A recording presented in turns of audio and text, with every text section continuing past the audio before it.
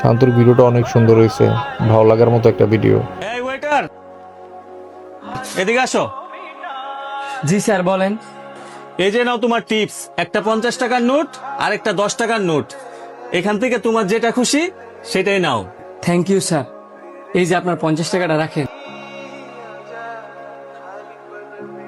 এবার তো নিজের চোখে দেখছস, হ্যাঁ যে কি বলত 50 টাকা না নিয়া 10 টাকা নিছে। এটাই তো দেখলাম, বলদ দেখছি, ইমন বলদ জীবনও দেখছি না। হ্যাঁ রে, বলদামির কারণেই 2 দিন পরে পরে বন্ধু বান্ধব নিয়া এই রেস্টুরেন্টে আই। বন্ধু তুই একটু বল, আমি আইতাছি। এই যে ওয়েটার, জি স্যার বলেন। আচ্ছা তুমি এত বলদ কেরে? কথার উত্তরটা কি দিল শান্ত দেখেন। বুঝলাম না স্যার। আমার বন্ধু যে তোমার টিপস দিল, তুমি 50 টাকা না নিয়ে 10 টাকা আয় করছো কেরে?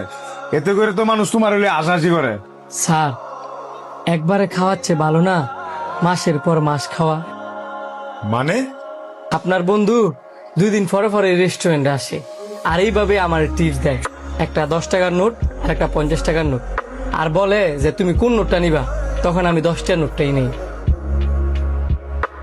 যেই দিন থেকে আমি 10 টাকার নোটটা না নিয়া 50 টাকার নোটটা নিব, ওই দিন থেকে উনি আমার আর বলো তো ভাববে না, আমার টিপসও দিবে না। এতে করে আপনিই বলেন আমার লাভ হবে না লস হবে? আসলে বলদ তো তুমি না, বলদ হচ্ছে আমার বন্ধু।